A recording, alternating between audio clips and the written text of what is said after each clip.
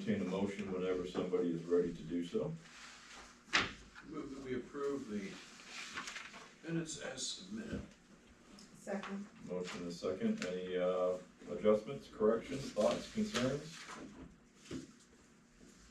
Hearing none. All those in favor? Aye. Opposed? Abstentions? Motion carries. Okay.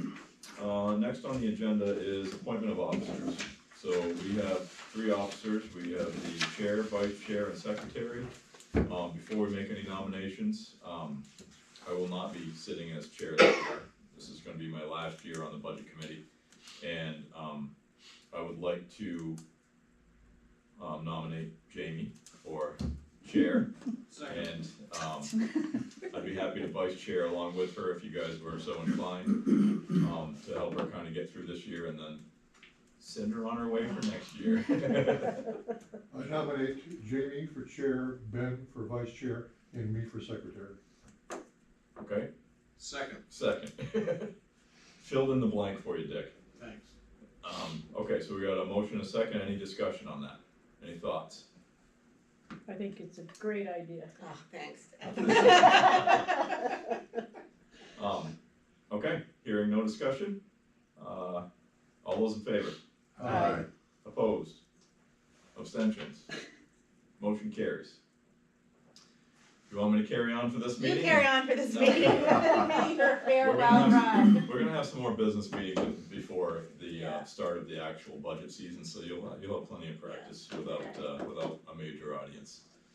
So, You know, I don't have a problem making a fool of myself in front of a major audience, but I'm going to have the verbiage down well. no better way to learn. Yeah, in the So. Spider-Man. Yes. Okay, so new member orientation. Charles McDay is our newest member this year. Everybody else is returning members. Charles, this is one of the packets, that one you have in front of you, and then you should have gotten an email. Yep, for the budget training packet. Yes, so that manual, the budget manual, that goes over all of RSA 32, and it covers everything you need to know about the budgeting process, all the way down to warrant articles, who's responsible for what parts, and this one here is specific to Troy. This is how we do it in Troy. We basically follow RSA 32 right through, but there are just some nuances about how we do things in Troy. So everything you need to know is in those 2 documents. Gotcha. So, any questions or thoughts before we get rolling on? Okay. Yeah, and just ask questions. It's the easiest way to do it. Most everybody, it takes, a full budget season to kind of get it under their belt, well, sometimes 2, but yeah. Just ask questions. No, the dumbest question is the one that's not asked, so Yeah. it's as simple as that. If you feel that you don't wanna ask a question because you think it's a dumb question, write it down, slip it to me, and I'll ask it. Because you're used to me asking dumb questions. Better to ask here than go to town meeting. I'm sorry, what? Better to ask here than go to town meeting. Sure. Something like that. Get a better audience there. Yeah. Okay, so that's kind of the quick and dirty on the orientation, and again, ask questions if you got any, and we will help you along. Okay, so inside of that, packet that everybody has, we have a proposed schedule for this year. This is nothing we have to adopt tonight. It's page 10. I just adjusted, the calendar from this past There we year go. and made it work for this coming year. And I think I skipped over, although November 10th, that sounds like Columbus Day. October. That is That is November then. November 10th, right? So Veterans Day, what is Veterans Veterans Day? is November 11th. Veterans Day would be November 11th. Okay, that's a Tuesday. Yep. Okay. I tried to skip over holidays for the most part, but, so anyway, that's something we can review. We don't have to act on that today at all, but it's just take a look at it, and, Jamie will be, delegating out to somebody, to go over the calendar and make sure that it works for the entire season. Plenty of time to get that sorted out between now and then. You'll you'll notice on page 2 of the schedule, I've got a lot of to be determines in these areas, because I just didn't wanna go through the RSA's and figure out the math for the dates, so. Usually the municipal calendar comes out in about September timeframe, and all of those dates are predicated on the municipal calendar, it makes it a lot easier. So, that's why it's done like that. Schedule detail. We now have a calendar for the use of this room, Excellent, yes, I did see that. so normally you call the library and have them put it on, but I can put it up there. Okay, So when we were happy with this, I'll load it in. okay. Towards the end of tonight's meeting, we're gonna pick our next meeting, which is gonna be not this schedule, it's gonna be something sooner than Yeah. that, like a month from now or so. We'll probably want you to put that on, and then maybe by then we'll have sorted this out, and we'll put them all on That's after fine. that, yeah. Yeah. Okay, It's to avoid double booking. it's great, Yeah. yeah, no, it's nice, it's just handy, yeah, when I looked at it today, I was like, yep, that works good. Okay, so, goals, this is a more broad conversation, stems specifically from the comments that were made at town meeting. Town meeting was, just for the record, your computer will not, the school Wi-Fi will not allow you to use Dropbox. So, that's what was happening at town meeting. So, for future reference. Among other crazy things. Yeah, I don't know, yeah, it's probably good that it prevents you from doing other things, but that's No, I mean, the why. other crazy things we don't want to tell me. Oh, yeah, so, but one of the thoughts was that we almost got a 10% haircut, was it 10%? Yeah. That night, Yeah. yeah, so it was close, because we went, so, a couple of things that happened. We had a ballot vote that narrowly passed for the whole budget, so that was gonna be a failing budget and have to revisit. We almost had a 10% cut pass, so yeah, a lot of consternation in the room about the overall budget. And if we wanted to do something a little more drastic this year, or at least consider it, we need to start doing it early. So if you were to take a broad stroke and say, well, let's cut 10% across the board, you know, you really need to have those conversations starting today, and you need to have them with department heads, with the select board. These need to be in-depth conversations, and it wouldn't be, you know, it would be a full-blown partnership with everybody to make this thing happen. And it might not even be achievable. That might be a lofty goal, and then we get to the end and we cut 4% out of it. But if we level funded or less, we would be better off than we have been for the last 5 years. So, and I think that would be received fairly well. But I would like to be able to say to people at town meeting next year that we've gone through the exercise to see what it is that we can do, how we can do better. So as far as goals are concerned, that's the genesis of this conversation. And I leave it to everybody else to come up with some thoughts and what we wanna do here. How do we wanna treat our upcoming budget season? And answer to the taxpayers.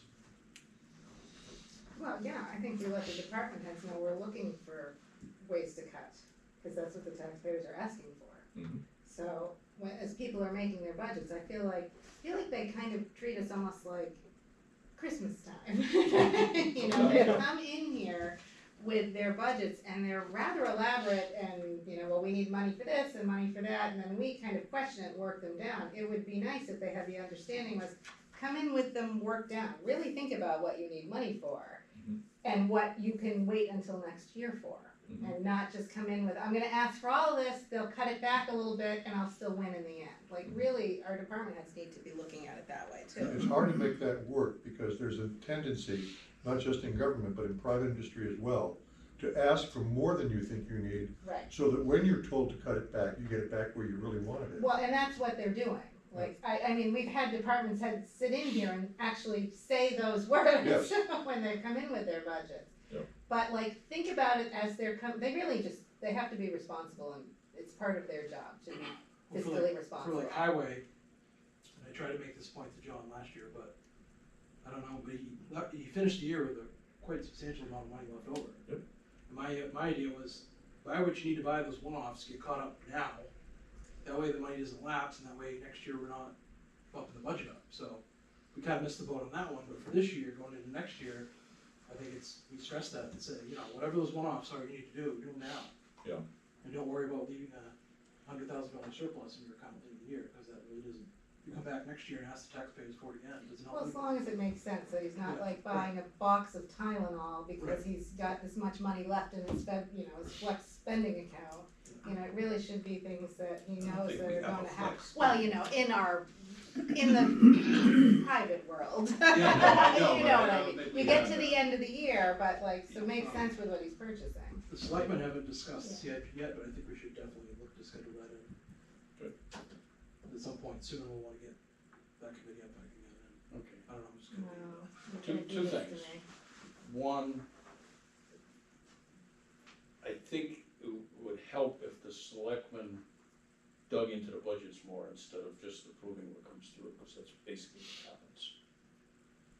You know, if you make them run through two processes, then it's that much tougher.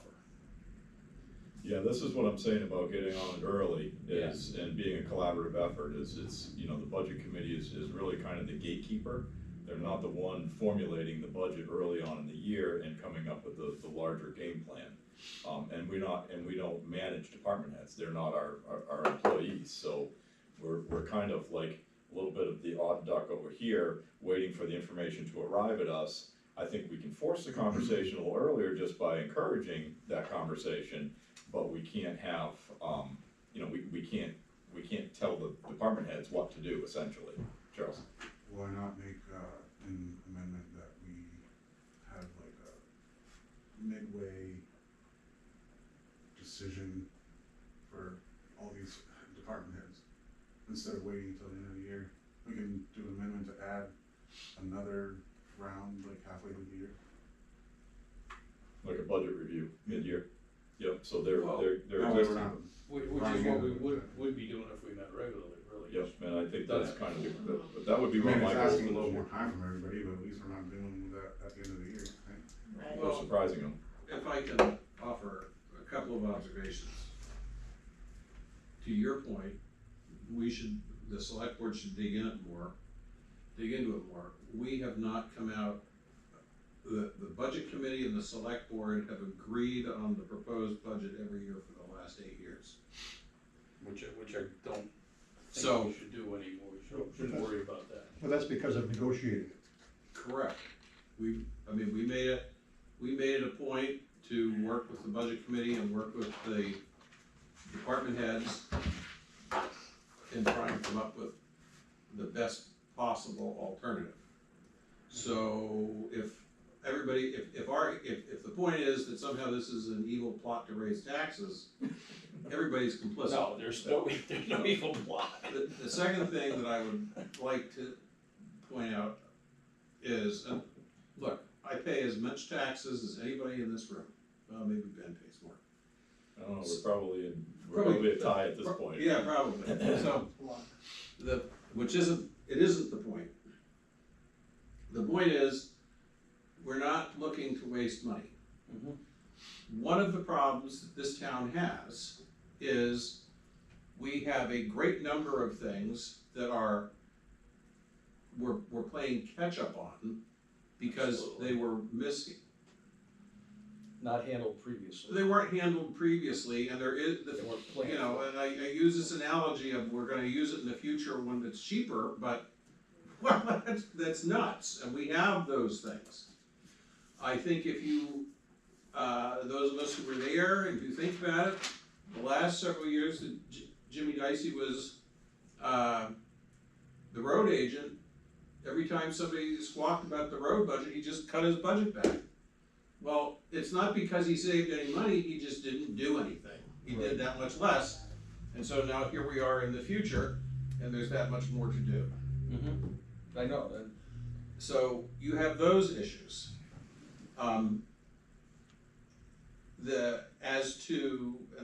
So, you know, I get it, I don't like a 10% tax increase either. but I also don't want a 40% tax increase, and I think, I'm gonna use the analogy of the water department. So they didn't raise the rates in the water department for 20 years, 15 years. Then they really have to raise it. So long, and they're still out of whack. Yeah. And so then you go, what the hell? You know, my bill was $150, now it's $450. And that's a shock to people. And so we're paying that price.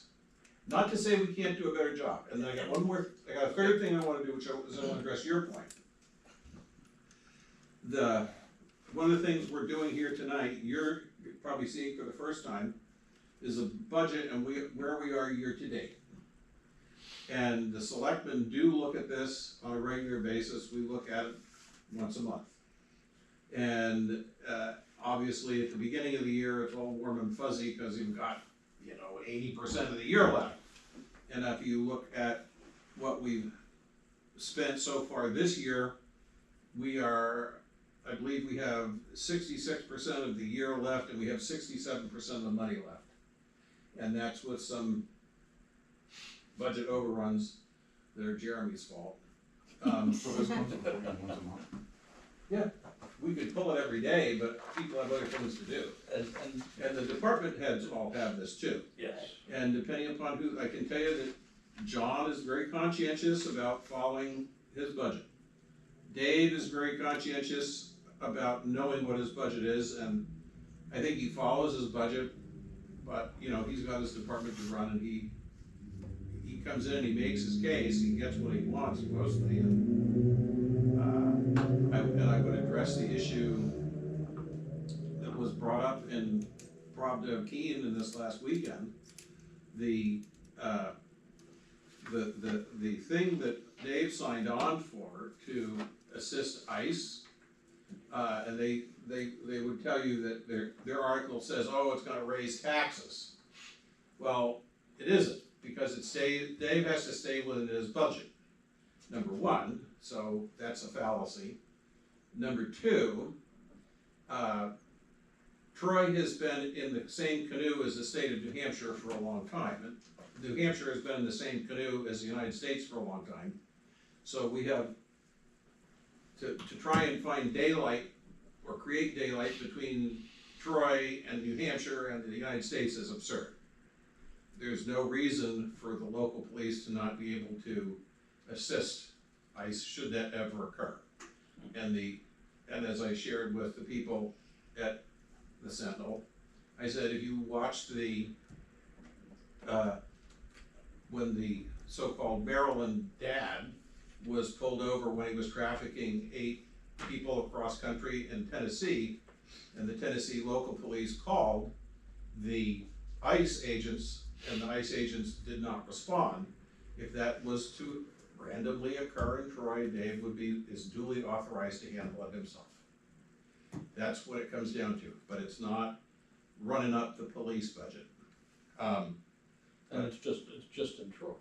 It's just in Troy, right. What's The occurrence of this is probably likely 0 or close to it. This building, this building is as likely to get hit by lightning as that. Yeah. So it's a non-issue, but this is, make a issue where you find one. But I think it's important to understand that for you're new here on this committee, these department heads are not out there wantonly spending money without consideration of their budgets. They're all really very conscientious, and frankly, most of them are taxpayers in this town and would just as soon see a tax rate of nil as much as anybody. But and if we find a way to do this, there are certain things which we are legally obligated to do, but not a lot. We have to pay the school district, and we have to provide welfare to indigent people. And you could make a case, we could shut everything down, but I don't think any of us really wanna do that. They're not doing a lot of extraneous stuff now, really. We're not, no, we're not. You're not replacing all the curbs with granite curbs and, Well, they are granite, well, we're not fixing them, they're slowly sinking down into the pavement. One thing is, the CIP is a good thing to bring bring up in the middle of this conversation, because we definitely have to have some sort of long-term capital planning, in place, that needs to happen. Which we have lacked. We're obviously funding our capital accounts, but probably not to the degree that we need to be. At the same time, an effort like that is gonna show us that if, we did this, with the very first capital CIP meeting I was at with you, you did this it was years ago. Yeah. It was the first and only one we've ever had, and, I think it was, what was his name, from the fire department, Callahan there. Yeah. He had kind of put it all together for the fire department, and when he got done, it was a very, very comprehensive report, and it had all the end of life, the national standards for end of life for each piece of equipment that they had, and it replaced them all on this very specific timeline. And it was like, the fire department alone needed, I think, $125,000 a year, every single year, in order to fulfill the CIP plan for that budget alone. So, there is, Actually, I'd say the police department probably needs that now, the, not that much. so, but the point though that I'm making is that, You gotta catch up. often it's human nature, especially in municipal budgeting, for people to shoot for the moon, kinda like you're talking about, come in with the big budget, and then we'll negotiate down. And so that is obviously the select board and the budget committee's job is to manage that, so, yeah, I don't think they wanna be playing outside their budget, but if they had the choice over the used, piece of equipment as opposed to the brand new one, they're gonna ask for the brand new one hands down to begin with. And we go, on every equipment purchase, we go through that. Yep. And, sometimes it goes one way and sometimes it goes the other. Yep. And I think that's a good dynamic, and I think that we've worked reasonably well Mhm. on that.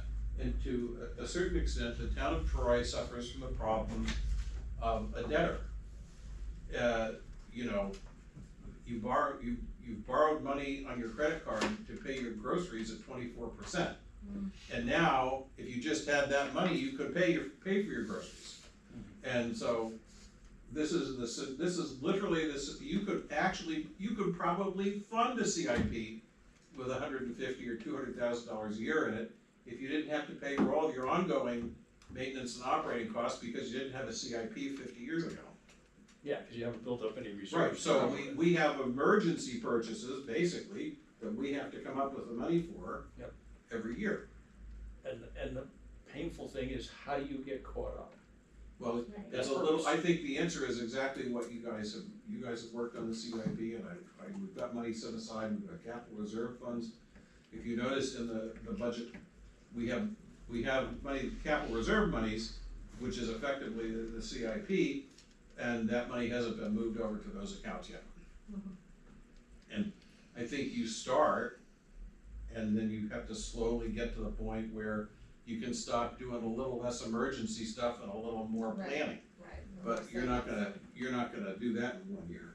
There are, go ahead. Oh, no, and that's what when we looked at all of this last year through CIP, thinking, it would have been like a $4 million, if we were Right. catching everything up to what we needed, this is fire truck, Right, you know. you had a $4 million year CIP. Yeah, right, Cool. and we're like, that's not Yeah. gonna work, so, Well, at least for a few Exactly. years to get caught up. Right, right, that was I think the it's hub, so. 220 or 200 something. It was way more than what we were gonna ask taxpayers to try and put away, to get That costs wasn't all even the way touch, up. we didn't even touch the buildings. That was just vehicles. Yeah. That was really just Equipment, vehicles that we were looking at, yeah. Well, and so it really needs to be outside the box thinking on a lot of this stuff as well, because, it's like the truck that we just bought down at the water sewer department.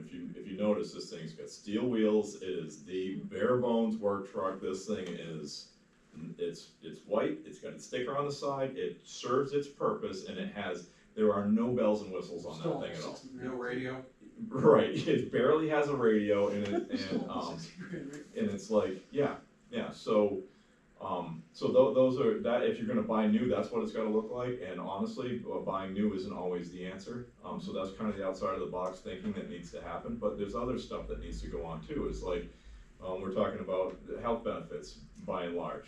Yeah. Broad-based, review of where our health benefits are, looking at alternative programs that fit for our employees and doesn't hurt our employees, but helps our bottom line. Well, the select board just took that up at our last meeting, and Jeremy's working on getting some information. You know, one of the things that I struggle with as a selectman in this case is Mary comes to work for us, she's a single person, it costs us $18,000 a year. Joe comes to work for us, and he's got a family, and it costs us $32,000 a year. I don't see that as equitable. Yeah. I think, personally, I think there should be a fixed amount per employee, and this is not bizarre thinking outside of, you know, other than public employment. You know, it's, yes, if you're a teacher, you have infinity benefits for healthcare. If you work for the state, you have infinity benefits for healthcare. Although that's another subject. In the case, I think that what we are going to be looking at is saying, this is our budget for health insurance. We're looking at setting up, and some of the other towns have done it around the state. Setting up an HSA for employees so that they can have that with some coverage to cover, some insurance to cover the gap. But where most of our staff is relatively young, they are more likely to benefit from an HSA than having gold-plated, old-fashioned coverage That they're not using. that they're not using. Yep. So you're literally wasting the taxpayers' money and and their opportunity. Schools could do the same thing we're doing now, but they just choose not to. They could, Well, they have, that's not totally correct, because they have unions and all that. well, there's another There's a consideration. tunnel vision in the municipal world. I'm well aware of it. There's another No, consideration. two options, that's it. There's another consideration, not to bore you to death with the reality of the situation, but the legislature in 1987 created a special category for health insurance benefits for public employees and entities, firemen, policemen, municipalities. So even though you might be a public employee and you might be filing your health insurance claims through the Aetna, it's actually it's not regulated by the insurance department, it's regulated by the Secretary of State's office because it is actuarially unsound. And we heard testimony literally last week from the insurance department and the actuary that was brought up to fix it again because the system is about to collapse. You're looking at a 40% increase in health insurance rates when your policy renews because they are not liquid. And of course, there are a vast number of people who want to keep it the way it regulated the way it is, but they're not solvent. And the actuary came, he said, look, I came here 10 years ago, the last time you guys screwed this up. So we do the same thing. And he said, I'd like to retire, but I don't wanna come back in 10 years and have to fix this again. You really should move this over to the insurance department and regulate it like insurance. Because that's what it is, it's health insurance. So it's one of those things where it's good while it's good. It's all nobody makes a claim, insurance is great, you know? Yeah. I have a question. Yep. Do the employees pay anything for their insurance? It's 85-15 right now. The employee pays 15% of the premium. But we have $10 copays for prescriptions, then more Well, copays It's for. old fashioned insurance of like It's really nice, 25 if years you use it, ago. it's really nice, don't get me wrong, but if you, Geez, they pay less than I do. but the towns, I mean, my plan alone is a single plan, it's like 15 grand a year, I don't use $15,000 a year. And don't get me wrong, it takes one small thing to rack up that bill, but I don't use, Sure, but if you I don't have, use $15,000 worth of insurance. But catastrophic is all the young people generally need, because Right. they just don't need it until they need it. And then if you have an HSA that covers their deductible, they really don't have any impact. well, And that's what we're advocating for. So we're trying to work out the details, so we can say, Jeremy gets $10,000 in his HSA, it covers his deductibles, and that is a much better opportunity when you look at our staff, And that's still better than what you get in public stuff, private stuff. yeah, private, Absolutely. yeah, So, yeah, that's still better. If you than go work what for CNS, you ain't getting we- that. Right, exactly, so. So is that part of the HSA paying the insurance premiums? Well, we set, we set, Cause that, I mean, that's another I way don't to think you do it, can, is I you think give them. legally you can't pay your Right. insurance No. premiums out of your HSA. no, what you get is you get, No, but you can set up a, you've got a much less different kind of expensive- account. less The expensive problem policy. is though, is what are the rules around how much you can actually put in the HSA, there's tax rules with that too. Sure, but we have, and so we're not that far yet. Okay, well, there's some. We don't know exactly what it's gonna look like yet. Because single person tax, there's tax limitations to what you can deposit into an HSA, it's much higher for Sure. employee plus even one more, and it like more than doubles, but for But a it's single still, person. it's the idea of, it's- I agree, we need to go that way. 'Cause we need to come up with something, We could probably cut a nice percentage out of budgets just by revamping the healthcare. well, and again, then it goes to a situation where every employee is the same in insurance expense to us. Yeah. And so if one person works for the town of Troy and the other one works for Cheshire County, maybe you just take the buyout and you take the Cheshire County insurance. Yeah. Maybe that's the way it works for your family. I've seen alternative plans where you switch to like a high deductible plan and the town would more or less fund the payouts. So it really wouldn't be any effect to the employee, and, I've seen the math where, say you had a year where, this has never happened, where every single person on your plan maxed out their deductible. Mhm. It's like gambling, the library getting struck twice by lightning, not gonna happen. But the town would still save money from their current premiums, cause right now towns and schools go to New Hampshire Health Trust, which you're in, or school care. It was a third option, they've already gone belly up. Mm-hmm. But And these Health towns Trust are is so great tunnel money. vision, they won't even look at the map, they No, won't no, even I stop the absolutely discussion. agree, we have so to you're look at basically it. doing what? We're currently with Health Trust, and they took a vote that if the bill as it's currently presented, and it's probably changed since then or whatever, but the brass of New Hampshire Health Trust is so scared by this bill, they've already taken a vote that they're gonna dissolve by the end of the year, depending on what happens in Congress. So we might not have a choice here anyway, we might have to find something else, but we already decided before that happened, we're gonna do our homework. And that's good, because I don't think we have a choice. I think we're at the point now where health insurance has gotten to a number that is just, at some point you self-insure, you know? Well, And I mean, that's crazy, but that's In reality. actually an option. I was at their annual meeting last year, and a lot of larger towns with unions and stuff were saying how hard it is for them.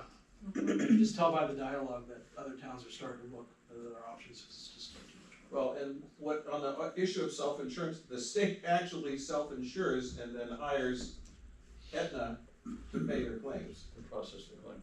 process their claims, that's Well, that's how Medicare works, pretty much, yeah. or military health insurance works. When I retired from the army, Humana Yeah, handled my insurance, but it was government paid. right, they're just paying for it, somebody else is paying the claim. Yeah, So the that's, administrators, that's the way government the, contractor operated. that's how the Medicare Advantage plans work too. Yeah, It's all backed up by Medicare, right. and they offer stuff on the front. When I got elected to the House, I became a retired New Hampshire state employee because of my age. And so, I briefly had to deal with Medicare, but now I'm on the state,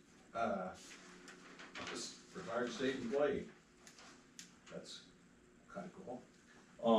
So, here's a delegation project that somebody can do, is, go through our entire budget and come up with what our total healthcare cost is. Let's do that right now. Oh, Jeremy. Oh, You know, That's not something we need to do in this meeting, Jeremy, but, I'm just curious. Well, while we're on the subject. Yep. I was thinking that when we present the budget at the end of the year, it'd be nice if we did some pie charts. And say, this is what we're spending on health, health insurance is what we spend on salaries, this is what we spend on this thing, cause I didn't really see that everywhere. Yep. Well, Everybody goes, and I- oh, that's where all the money goes. Well, yeah, and that would be helpful, because I do have the bar graphs and stuff by department, but we can easily, all the data's there, so Well, I can easily pull that over. I think that is a good thing to do, and for a reason that you didn't state. Okay.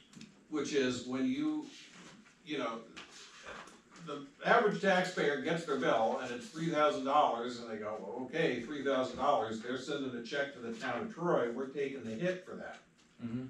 But, you know, when you look at the breakdown, the breakdown is the school district and the county are way in front of the town of Troy.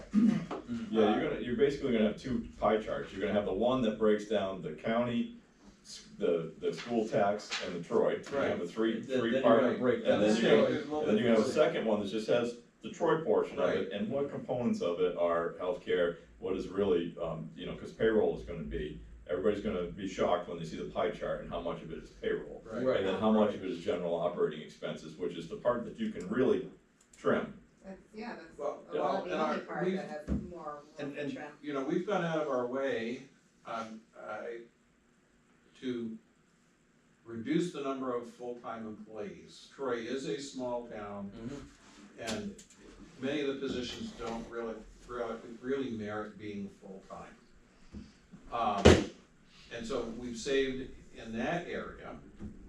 But and I don't think that I don't think we have anything work any better or any worse based on making somebody full-time. That's one of the things we've done in the last couple of years. There's a half a dozen positions that used to be full-time and are now part-time. So, Cut your insurance. This costs. year's budget is little over 305,000 For insurance? for health insurance. No. just the health insurance? Not Oh. dental, Not dental. Wow. I mean, that depends on like who the library hires, you know, the new director is single. that's a huge chunk, I think about percentage wise. Sure, if you think about what the It's town's budget is. Well, that's what I'm Right, thinking of, yeah. I'm Yeah, thinking like that's- what that our was- that was budget the point. is. Yeah, It's 10% Yeah. of the, it's basically 10%. Is, A little is more than just the 10%. health That's insurance. That's just, and cause And then dental if you went add up last salaries, then year. that probably takes it up to 25 Well, between the two. Yeah, Easy. salaries are a big part, but if you're just looking at like health insurance, dental, and that type of stuff, Dental is cheap. it went up last year Still though. cheap. I know, but it What, still 2 adds to that, But no, it went up, den- it went up more than that. Don't get me, dental It did. insurance is upside down. Any, Okay. I mean, there's, They it's pay just- for the little stuff, You and get anything when over you the need the top, big right, stuff, okay. you're on We're your own. not That's gonna not debate- insurance. I mean, the medical insurance field coverage, all that's a nightmare, like, there's a Right. whole Yeah. issue with that, we're not gonna fix that. in We're not Troy. fixing that, no. We're just looking at how can we balance our budget and Well, not go we're looking crazy. at how can we, Exactly, what we can how can we, do to yeah, manage how it. can we manage what's, We're not gonna come up with the United States answer to healthcare, I So, mean, on the HSAs, cause you can do an HSA, you can do an HRA. well, you're gonna ask a whole bunch of questions that we're not prepared to I'm- answer. We're at the beginning part I'm of just asking figuring you this out. what you're thinking, I'm okay? thinking whichever one works the best for the employees and saves us some money. Okay. Or, I didn't wanna say saves us money, I wanna say HSAs control the rollover. costs. right, HRAs don't. correct. I Well, think it's a HRAs good- don't really roll over, you can't have an HSA with an HRA. Yes, you can have both. What is an HRA? HRA Reimbursement. is like, yes, it's like your kind of regular insurance without having, it's not the It's a reimbursement account Oh, Yeah, so it's more like regular insurance. that you can put what your we're you used can to. pay your deductibles out of that and all that. Well, so we are might be not there we're to, talking different letters, I think. But that's we're all not right. there to have that, we're not ready to have that conversation. It wasn't even on the table 2 months ago. And we decided we needed to look at into this, wasn't it the last meeting, Jeremy? We've talked about it briefly, and I've worked with an insurance agent. Right. So we've identified a big, obviously a big component of the budget that has opportunity for savings, so. And the budget committee really plays very little role in that, so, but, I think further analysis of different tranches within the budget that are big segments like that, might shed some light on exactly the same conversation for something else, you Right. know? So, healthcare obviously is a big one, what else is there, you know? There's also the individual coverage health reimbursement arrangement, ICHRA, which I never heard of until a few weeks ago. That's new for We'll let me. you guys sort out all the acronyms Yeah, and you then come we'll talk back about it later. and. There's a, Yeah. there's a, There's a lot of options out there. there's another side of this business that I think is important to at least keep in mind. And that is collections. Troy had a collections problem. And we have worked diligently, I'm saying we the select board have worked diligently to resolve that problem. We had people who had not paid taxes in, well, 32 years. So there's a little bit of money. And we had people where we had taken houses back for taxes and then rented it back to people for less money than their taxes were. Okay. The same people. So we've gone a long way to resolving that. And we brought money in.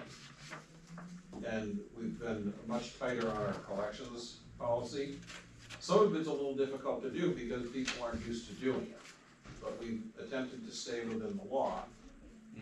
Well, we have stayed within the law. Let me rephrase it. We have stayed within the law. I can see the article now. And one of the further things that we are looking to do is, Troy has had a policy of taking properties, of tax deeding properties and then holding them. And we don't really have to do that. We have the ability to simply sell the property literally on the town hall steps, take the money, we're paid, hope it works out for you, go pay off the guy who bought your tax lien. Yeah. And I think that's probably the next step, and people do have further rights of redemption, but rather than the town of Troy be the arbiter in this thing, just You just sold that to somebody and. sell it off and hope it works out for you, really don't care. Yeah, that's typically the process anyway, is you take it for tax deed and then promptly have a tax sale on it, and you like. Well, many places do, we do not do that. Right, we skipped that last part and, Right. and they just it piled up. We're not the only town to sit on. I think in the end though, and I don't know, you guys know the property list better than I do, but it's probably not going to solve our long-term problems by liquidating that property, so. But one of the other things that, outside the box thinking is, surplus is being applied to, capital reserve funds. So using, end of year surpluses, from that department, going into that department's, CIP part of the program. Yeah. So that incentivizes the department to Come in under budget. come in under budget as deep as they can, so that they can augment their capital reserve, with that money. We talked about that. Haven't there we are- talked about that? We talked about it, but And there was- somebody said we couldn't do that. Yes, we couldn't do it. We talked about it possibly having a warrant article for that, and then would it have to come up every year? There were issues with Well, that. I think it's in the category of, it depends upon how you word it. So to just make it a hard, if you save this, we're gonna take it and put it into Mhm. your account, that doesn't work. But you can do it, and the school district does it regularly. If there's a surplus of X, then they'll put X into the, account for whatever. Mhm.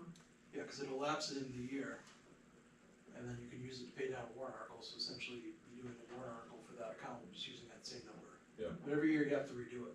Which is fine, It's a because, selectmen's warrant, so they'd have to be okay with it. Mhm. I don't know, I think we would probably be, we would probably be very happy to do that, but we didn't get there yet. Right, well, yeah, as well. yeah, it's, yeah, because, the processes we would have to change is not using surplus to buy down tax rate. We would accumulate surplus and then come into budget season and during at town meeting, we would take that surplus and apply it to capital reserve. Well, but you're still fine getting your tax, and I don't, Yes. Yeah, you're still paying your tax It's- rate down. You are, it's just you're taking it out of this pocket and putting it in that pocket, it's still a good idea. It, You're yes, but avoiding future tax increases. but the incentive on the department head to get their budget Right. to come in low is not there when we do a straight buy down. Correct, So well, if we haven't been able to do it because we didn't know what it was. Right. We had no idea whether we had surpluses, losses. And that's coming to an end as well, so That's we're gonna, How all our close are we audits to are gonna be that? up to date, so Well- this is something that can absolutely be done. They just, 23 now? they just wrapped up 23. No, they're doing 23 now. Oh, they're doing 23. We don't have 22 That's the one they were in the yet, office for the other day.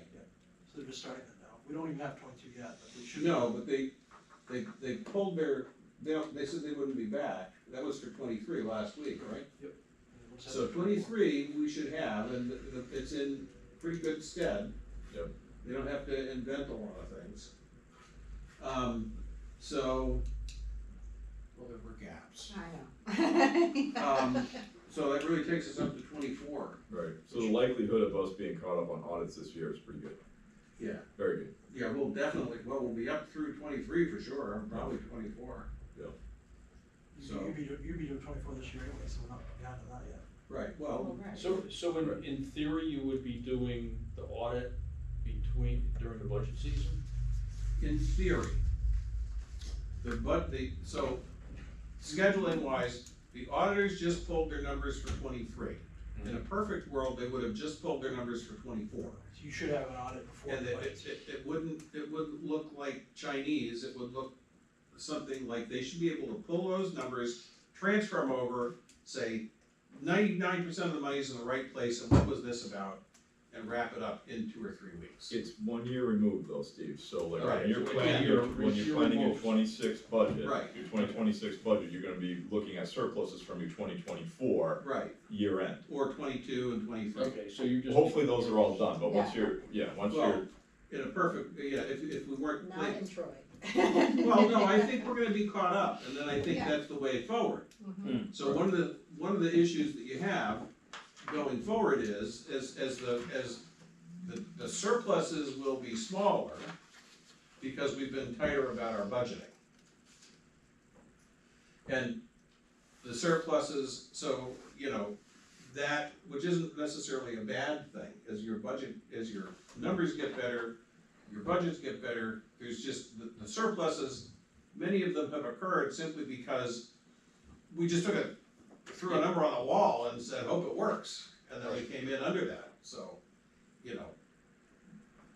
And we have accumulated years' worth of surpluses because it's taken, so I got here in 18, and the last budget completed was 13, and they were hoping to finish 14, and so it's been, we're running at least 5 years behind.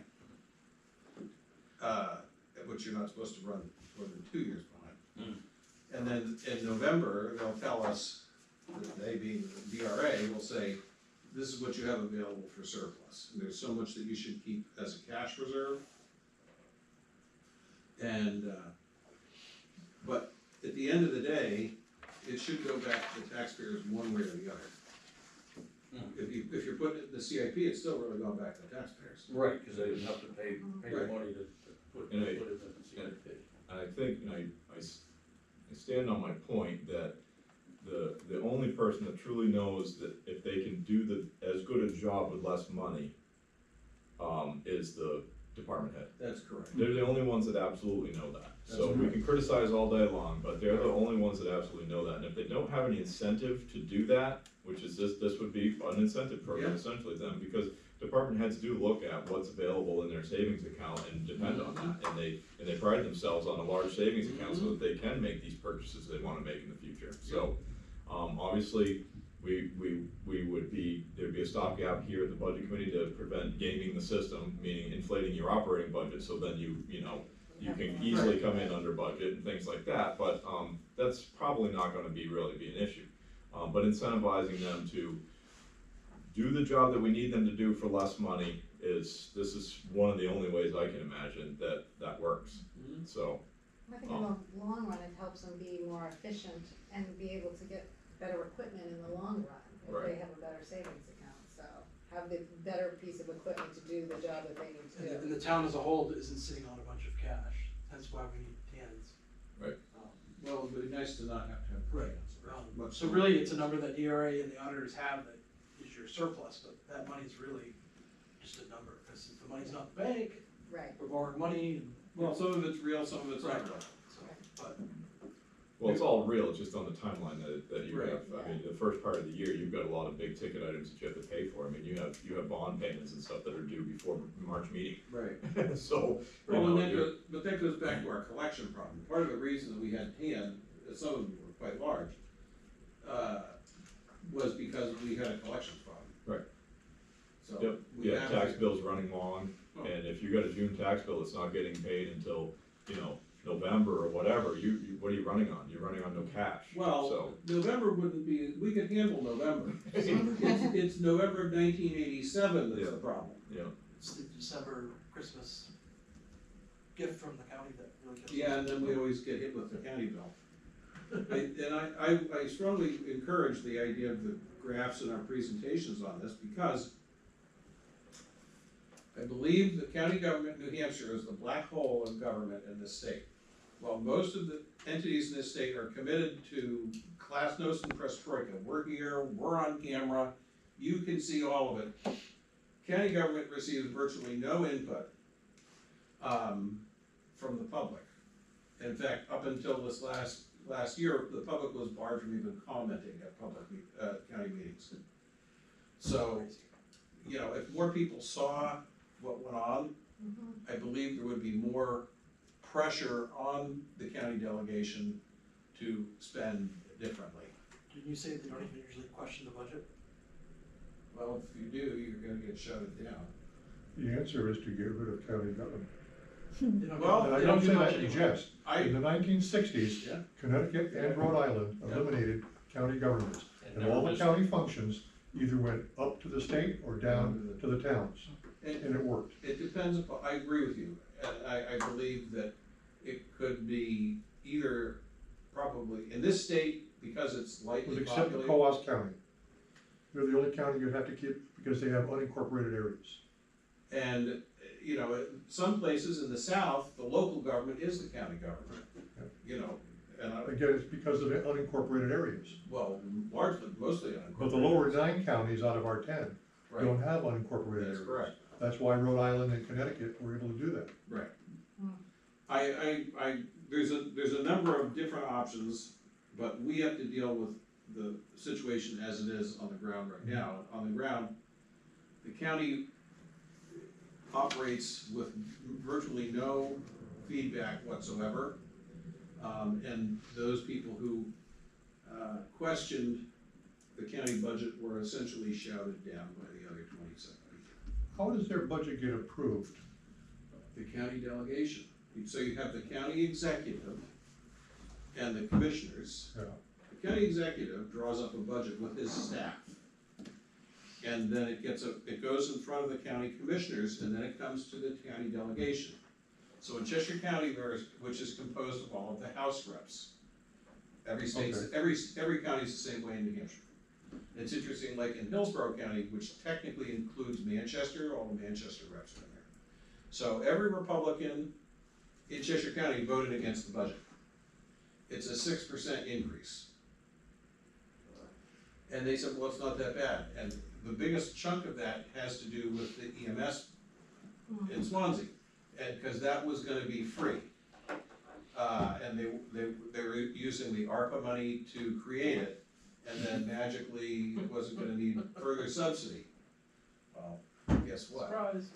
Surprise. well, they didn't use the ARPA money to just create it, they used it to operate it, They used and that it- money ran out, That's so. correct, Yeah, so, and it was subsidizing it heavily, and then correct. when the money was gone, it was like, oh, how are we gonna pay for this? Yeah. Yeah. Well, the answer is send it There's over the to budget line item, Mhm. so, outside of scope of this. Yeah, I'm Yeah, sorry. that's right. So, Yeah. Just, the graphs would be a good thing. I think the more education we can provide, I think is better for the people at town meeting and who are interested. Well, right, and people, invested in you know, this. people are used to bitching about the school and Yeah, all the yeah. cost of the school, but at least you're getting something for it, you know. The county, maybe, I guess. So my original thought on the pie chart was Yeah. when people say we wanna cut the budget 10%. Yeah. You show them the pie chart and you go, where, Where? Oh, yeah, I get it. right? You know, you wanna Well, cut salaries, that's the big Well- chunk of it, well, you I know? think, I agree with that 100%, that would be a good demonstration, but I think to back that up, we'd wanna say, we've looked at this pie chart a lot. Yeah. Yeah, We, right. we hunted for the 10% and it's not there. No. Or if we go through the efforts and we dig through, we found 3% in healthcare alone. Mhm. Maybe that's the case, you know? Right, We would definitely wanna bring some sort of work product to town meeting this year that shows that, yeah, okay. we've scoured and looked for for what it is they're looking for. Right. Cause last year, they were at the point of fed up. If we come in with a budget this year that's higher than last year, we're gonna get You're good, freaking chased out of there, Right. so, So, do you have all the input for that? yeah, so like you could literally take and figure out what 10% of our overall budget is, and then apply it to each department and say, okay, this is how much it's gotta come out of each one of these departments, and then look at those departments and say, what would you pull out of here for 10%?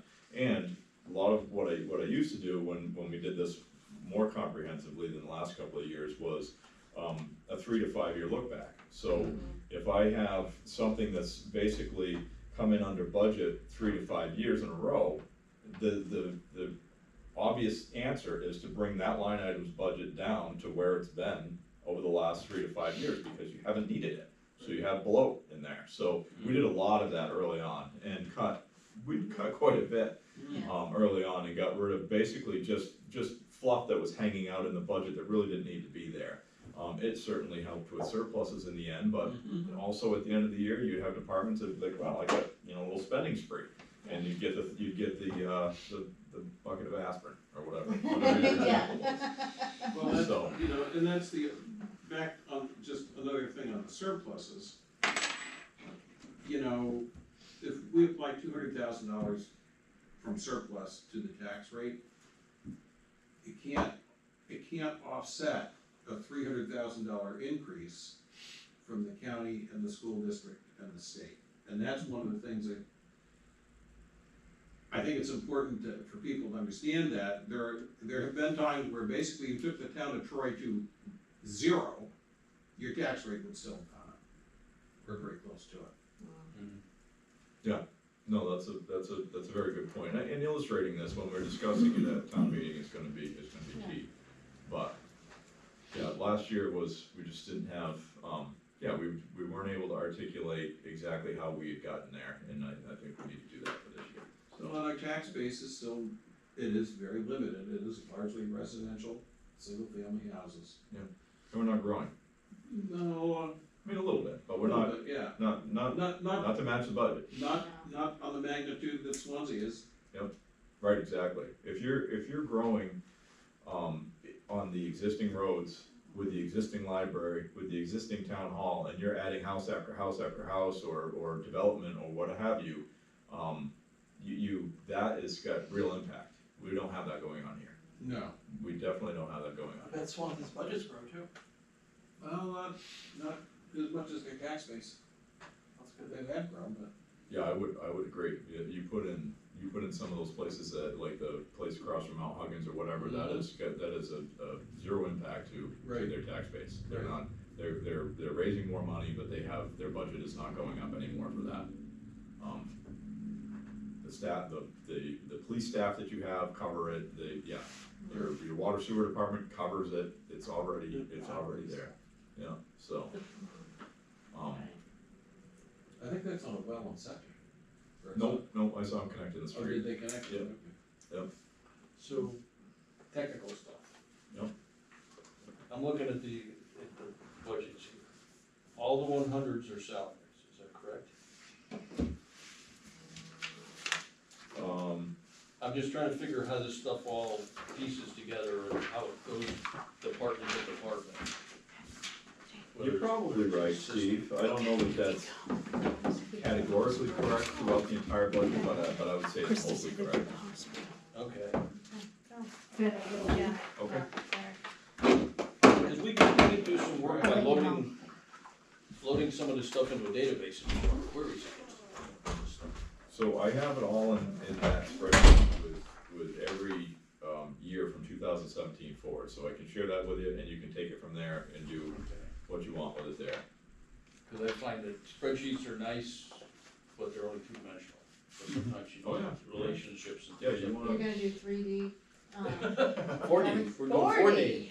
We're going back in time, that's the fourth dimension. Steve, one of the things I wanna, made a statement, I wanna be clear that we don't all walk out of here with a misunderstanding. The 100 accounts represent personnel, but it is not necessarily employees. So, just in the case of the town hall, line 102 is custodian, but that is not an employee, that is a Right. contract, that's a 1099 individual. So just so, Yeah, okay. but like, the planning board clerk, yes, that is an employee, but, So it's just, yeah, personnel. Something going on there? Two state police. Yeah, they went that way. They is walked, that what, they Debbie walked, left for? Now you can see in No. this window. Yeah. oh, okay. She, family, Oh. something, yeah. And not police related. We might get a show here, it's gonna, I got my back to Well, it. maybe Dave's gonna get his first ice opportunity. Yeah, exactly, all we have to do is say something. Call the Sentinel, please. Get the, just take the camera out the window. Alright, well, let Yeah, them so- do that then. So takeaways as to what, Steve, you were headed down that path, what is it we wanna, how do we wanna prepare for the next meeting, what do we wanna look at here? You know, it was brought up at town meeting, so the 10% is just stuck in my head. Yeah, And I know it's not achievable, it really isn't, but, why not start there? You yeah, know, why not? why not start there? I mean, you could go through it and say, okay, we're gonna cut 10%, what's that look like? Yep, Yeah. Well, we Where do got you get one it less from? person Yeah. here and no new equipment for this, and they gotta up their gas mileage, to cut down the fuel costs, and, Yep. you know. It's like, is that practical? Probably not, but No, but I mean, there might be some areas where it works and there'll be other areas where it's like, no, we can't do that in here. a world where you do a 10% budget cut. well, what would it look like? the low hanging fruit is really not on our plate, but it's the healthcare one is low hanging fruit. Historicals is low hanging fruit, looking at the historicals to see those budgets that have just been over budget for years, that need to be cut back. And some of those, you'll look at them and you'll be like, okay, we've been over budget in this multiple years in a row, and then it's actually for something that's cyclical. So this is the year that we need that high budget, and just what like the salt department for heads the are not roads. doing is bringing it down the following year, so it just rides along at this high budget. So we might learn a little bit about that along the way as well, but, But that's where you may need to look at how you deal with those things. Right. You know, in other words, just putting the same amount in the budget every year because one winter you're gonna get 12 feet of snow, Right, you know? Do you cut it down but have a reserve that you can use in that case? yeah, You know, we're sit in a outside bank the kind of box thing? thinking at this point, so, Yeah. yeah. how long does the salt stay good? So, but just getting the pie chart to me looked like a problem without doing the analysis. Absolutely, yeah, putting everything in the right bucket. Right. Yep. And, They're pretty aptly named, each of the line items, so I think, it's gonna be, yeah, a little bit labor intense, but, something a little, automated a little better. yeah, it would be nice. Is there any category information here that doesn't show up in being listed? You know, like it just says account name. Is there like a category or a type of expense or something like that that Like you don't normally see? what is included in each line item? Well, like, all of the employees could say, it's an employee. HR costs or this, or, Yeah. yeah. I'm The just description. curious if there's data in the The system that we description of don't what it see on is. the reports. I don't think there, we went through this years ago, it may have changed, but I mean, all the numbers are from here. it's not broken down like a regular company, or a regular business, cause you would have, all your employees would be in your payroll, and then you'd break it down by classes. And the way the town budgets work is, they break it down by department, and each microscopic thing within the department has its own line, which is, and so But some, if you- that's if why you some of square- these. If you square the numbers across the departments, then you can go by the, Well, but they're not, So those are they the they don't all have the same stuff, the answer they're gonna tell you is they don't all have the same stuff, so you have some departments that have 52 lines, and some that have 4. So, Right. there's a couple of things though, so the comparative statement that the treasurer does, is broken down into groups, like, executive is one of the ones listed in there. And it has a bunch of different things that are attributed to that group. I don't know if that's gonna give you the information that you're looking for, but I do know that it's grouped, through that process. And those groups are, predefined by DRA. Yeah, these numbers are. That may be something to look at. One of the reasons that we couldn't convert to regular private sector accounting programs, Because that's not how you run your business. it's not how this business, well, it's not how this business runs. Right. Because you're conforming to a DRA standard, which Yes. is, Would you want a system that works off that standard, not one that We works have off to general follow accounting that. principles? well, right, because general accounting principles would say, you guys are out of business, see ya. Yeah, I mean, that's, I did systems. Yeah, And one of them, if you wanted to buy a system, it was always, okay, buy the system, but buy the process with it. mm-hmm, You know, you bring in software, use it the way it was designed to be used. well, we tried to, what happened here is we tried to do that, and you could, the You cost, in You every were tweaking- possible you way were you can tweaking, define- and in our cases, they'd be writing customizations and. well, it's what happened, and it never got fully done. Yeah. And then the cost, the hard cost of the mistakes that it generated. Oh, yeah. And the misfunding goes back to, it was just why it took so long to get caught up on the audits. Mm. Cause absolutely nothing meshed. But if you wanna stop in, we can talk about it. So, Yeah, Steve, I mean, the other way is just to build up a table that normalizes this stuff. You know, you've got a table, and in the table it says 4130-101, and it says it's executive salaries. Yeah. So are we saying this is what we're gonna utilize to provide information to the public, or is this just for Well, I us mean, to see what's happening? That way you can look at things different ways. Yeah, it's like a SQL database essentially that Yeah, that's what it would you're be. developing, and yeah, so, but have a conversation with Jeremy on this, because the way BMSI produces its data, you've gotta try to work with that. Yeah, Otherwise, absolutely. you're Yeah. doing a bunch of copy and paste crap that I have to do into my spreadsheet, because BMSI just does a terrible job of producing anything in delimited form or any of that, doesn't really do that. Like, you would expect, especially creating a SQL database, you'd wanna create your data in a delimited form that you can then download and import into your database, and it just doesn't do that. It doesn't, and when it creates a spreadsheet, it's like jumbled up and headings are all over the place, it's a freaking mess. So, and that's just BMSI being archaic in that way, so. But it may be just the way, it just needs some rules around it when you go into it. I mean, I used to write import programs all the time, so it's not a big deal. I'm trying to figure it out.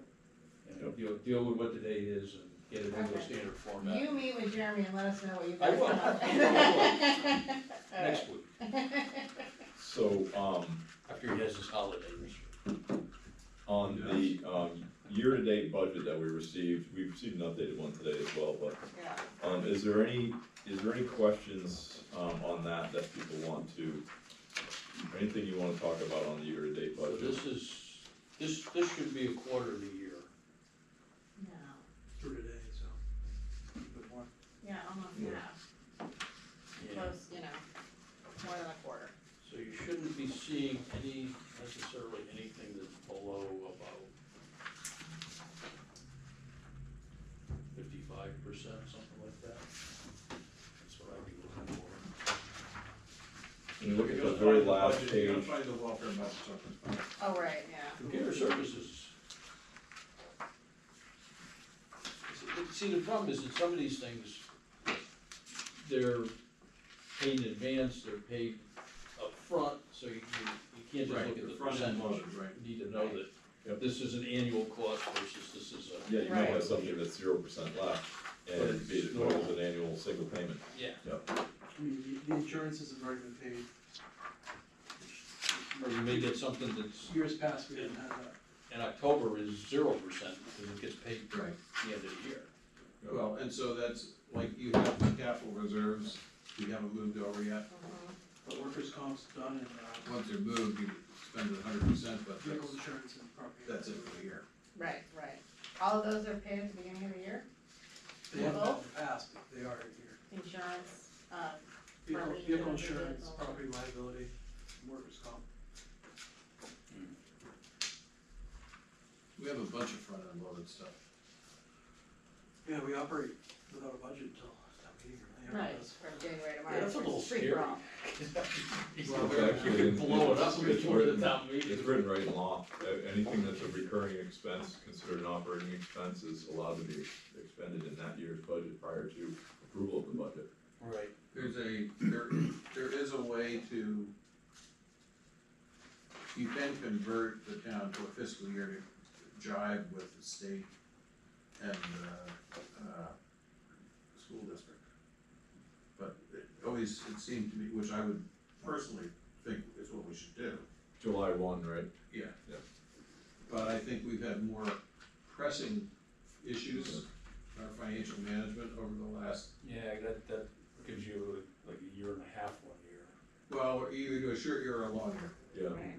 and actually, it's a very detailed laid out process Right. for it, there's a surplus amount that you need to have on hand and, or TANs or whatever Yeah. to fund it, and, yeah. so It there's a- definitely qualifies as the least of our problems. Yeah, exactly, but it would be doable if it's something we really want to do, but not to the top of the list.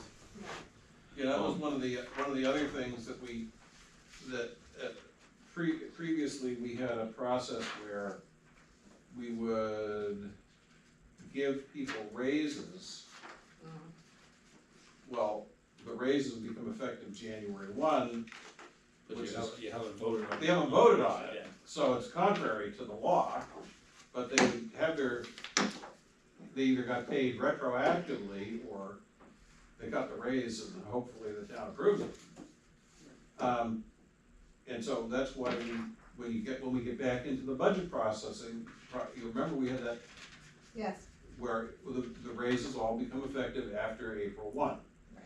And the other thing that we run into with some of the department heads and then perhaps with their employees is just because it's in the budget doesn't mean you get a raise. Make it so, right. We had that issue because the selectmen took a position several years ago that without annual reviews, no one gets a raise. And then we had one department head who came to us after a year and said, where are all my people's raises? And we said, Where's the you haven't reviews? given us any reviews. And it was like, oh, remember when we said, and you shook your head and nodded like a horse? Yeah, okay. So, interestingly enough, no one quit.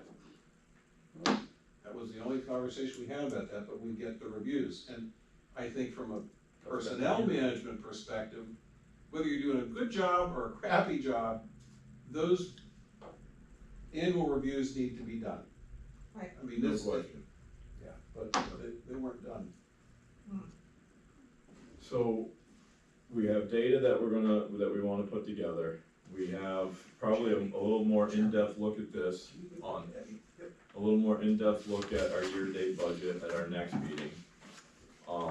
We have probably wanna rope the department heads into this conversation Yeah. sooner than later. So it seems to me, we come back together as a group, talk about some of the homework that's been done in between this meeting and the next meeting, and then bring the department heads in with a bit more of our game plan as to what we'd like to see going into, 26.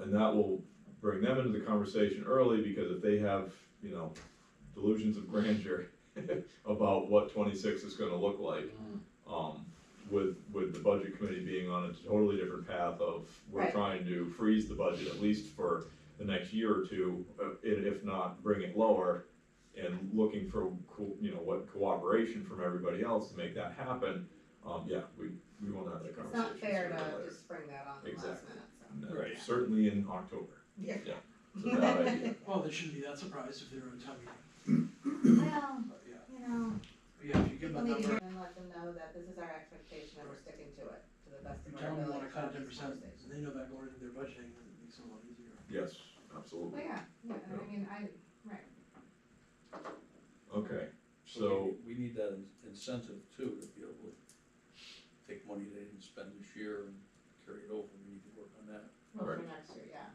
Mhm. Cause then they could say, well, I can put off this stuff as long as I can do it. Well, In the future. I think just the reality of what you're actually gonna be able to do in a year is something people are learning and being able to think about. Instead of In kind some of of planning these everything cases, in the one year. money's all expended in a year, Yeah. they're got Yeah. Yeah. I mean, it's setting up, this is a long-term thing, you're not gonna do it in a year. This is like a paradigm change too, so like people, it's gonna take a little, it's a, one of many. yeah. So I think we have to it's figure out how we wanna go about it before we start.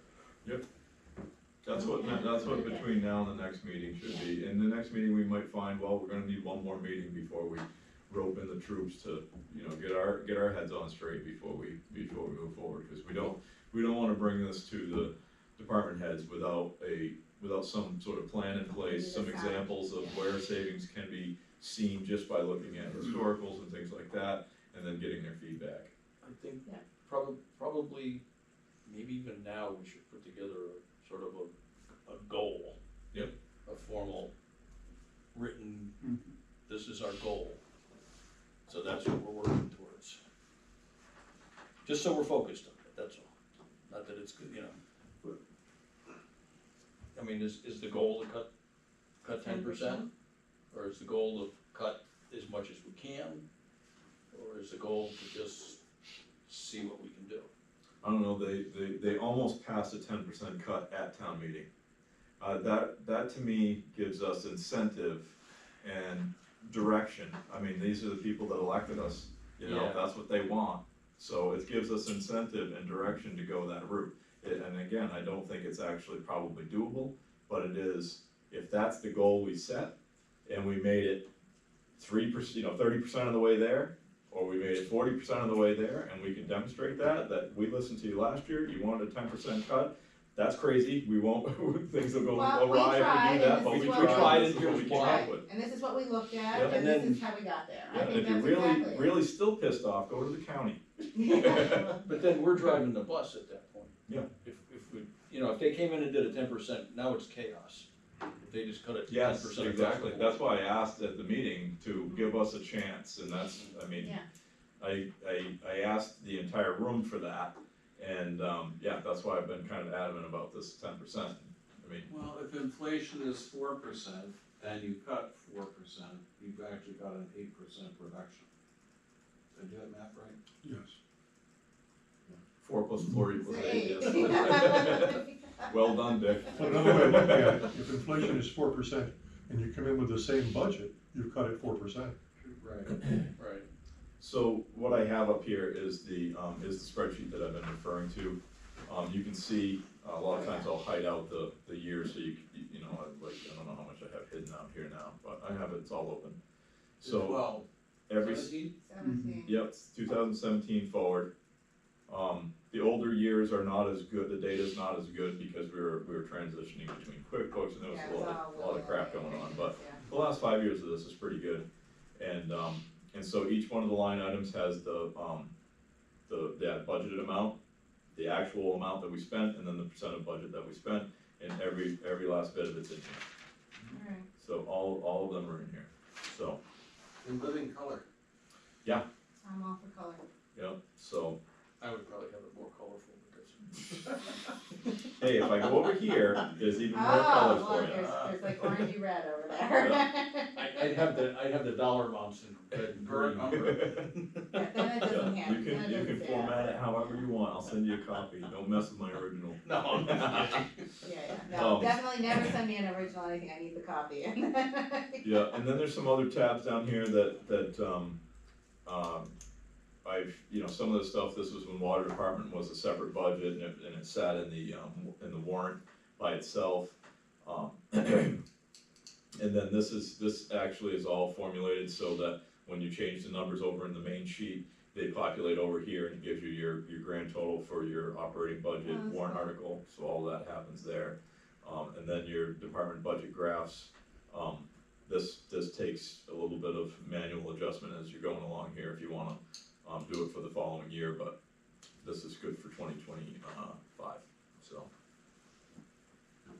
But I'll get that over to you two, so you have it. When did we bring the water and sewer budget in under the town budget? 3 seasons ago, 3 or 4 years ago. Yep. Yep, so. Yeah, so there's that, so you'll have that data, we're out to the, yeah, so next meeting.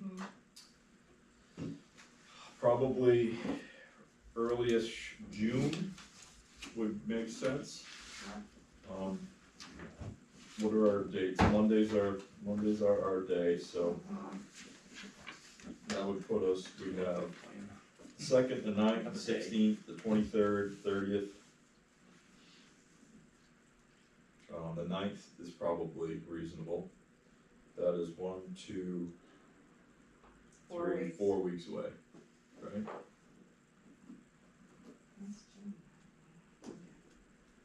Is 9th you're talking 9th of June, 6 o'clock here. Fellas, that work? Yeah.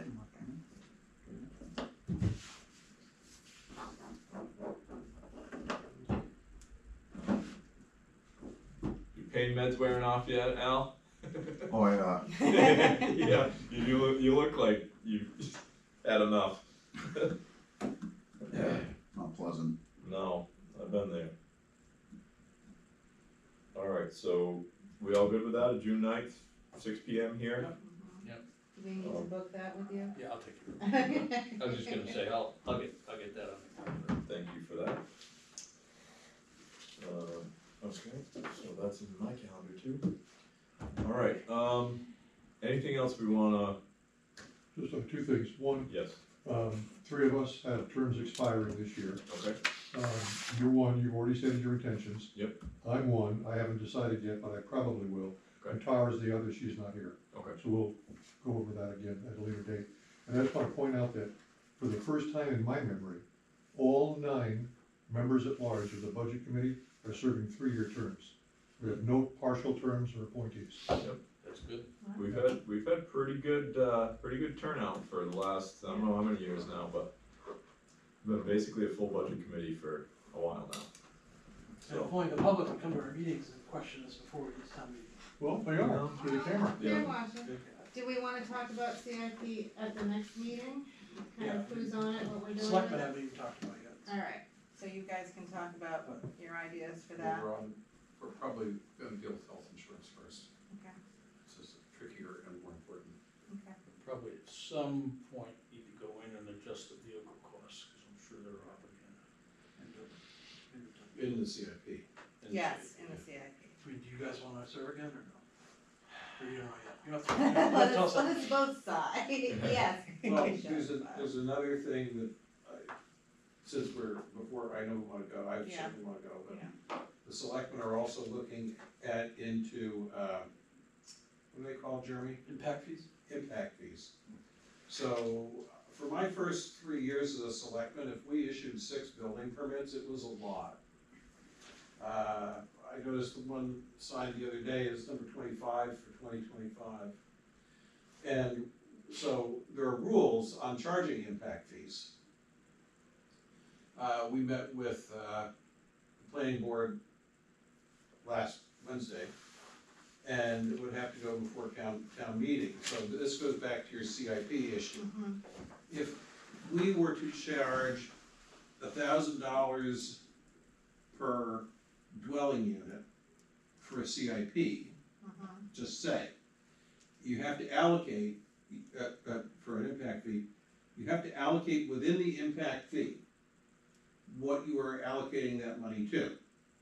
So, we're allocating $200 to the fire department, Yeah. $200 to the police department, $50 to the library, $100 to the maintenance of town buildings, $100 to roads, whatever your numbers are, but it has to be specific, you can't just pull a number out of the air. And that money has to go into, you have to have a CIP, Mhm. and the money has to go into a CIP. So, there are probably, as is true of everything in New Hampshire, there are probably as many different ways to put this thing together as there are towns that have them, within very broad frameworks. But, where we are likely to see an increase in building, we're seeing an increase in building. How much more consequential it is hard to say. But so the selectmen are looking into bringing that up as an additional source of revenue, because it's, you have one shot for an impact fee, which is the day that building permit is issued for a new unit of any kind. And there is absolutely an impact of new construction and additional dwelling units on the capital structure of the town. Well, the town was built without you, essentially, the town was built without you. The town was built without you, and we're now gonna have to do more stuff because you got here. Yep, and you contributed nothing in building the town, so. Right, and, you know, it probably would be viewed by some people as a bad thing. I came from the building business in the Washington DC area, and in Maryland, which is where I did most of it, it had a different name in Virginia, but in Maryland, it's called a front foot benefit. And depending upon the county that you're in, if you had 20 feet of frontage, it was $100 a foot, you paid $2,000. If you had 400 feet, you paid $40,000. It worked. And that was how it's done in Maryland, and that funds a lot of the burdens and one-time costs that accumulate when you do a lot of development. I mean, are we gonna do 30,000 units in Troy? No. But we might do 50 or 100. So, one thing this has come up along the way, and, I think we're supposed to have our master plan updated. And they're working on that. Right. And the other thing is, if we are happy with the master plan, or largely happy with the master plan as it is, and nobody's come up with, oh my God, we should never have had, you know, residential on Brook Street. If they're happy with the master plan versus zoning changes, they can simply recertify the master plan. Yep. Or they can make small adjustments to it and recertify it. Yep. I think that, my guess is, that's the way it's gonna sugar out when they get the bill to have somebody redraw a completely new master plan that says exactly the same thing. Honestly, if you haven't looked at it since you created it in 2007, Correct. It's too long. I mean, Probably is an literally, issue. you're not using it to plan, then, Well, there hasn't been anything to plan. but it's just, yeah, it seems like using the same one isn't gonna hurt. You know, 6 building Yeah. permits in 4 years is not like, oh my God, we need to think this thing out. Yeah. You know, if you're gonna do six a week, oh, that would be a lot. If you're gonna do 60 a week, yeah, you better have your act together. Yep. And the other thing that we are looking at, so if a building permit has already been issued, it wouldn't affect that, obviously. But if it is a building permit that is on a new pole, so let's say that building over there was actually only a 3-unit apartment building, and the gentleman who owns it converted it to a 5-unit. This is a factual statement, that's exactly what happened over there. And so, you would charge an impact fee for each of the additional units that are added. Yep. But it has to be specific in writing, and you have to allocate where it's gonna go. Yep. Yeah. So that's a potential increase, that goes back to your CIP. Yeah. But that's the development part of it too, like zoning adjustments and things like that. Correct. That you would normally look back at your master plan to see if that's what you wanted to do. It isn't so Right. much deciding whether or not you want to develop this part of town into more residential or rezone this area or whatever. It's, okay, do we wanna take, 2-unit buildings that are in downtown that have big units in them and convert them into 4 and 5 units buildings? Correct. Does that go along with the master plan? Does that fit? Yeah, does that fit with Mixed what use the commercial. master plan says that we wanna do? Right. So, it should be the guiding document for all zoning adjustments going forward, but when you don't look at it, you just make it up as you go, Right. so. Okay. So, So- around the CIP, Yeah, all those were appointments, what's wrong with nothing. Were they one-year appointments? that? I thought they were to infinity and beyond CIP. myself. I have to check to be sure, but usually CIP's year to year. I thought they were Indefinite. indefinite, yeah, I have or to check open-ended.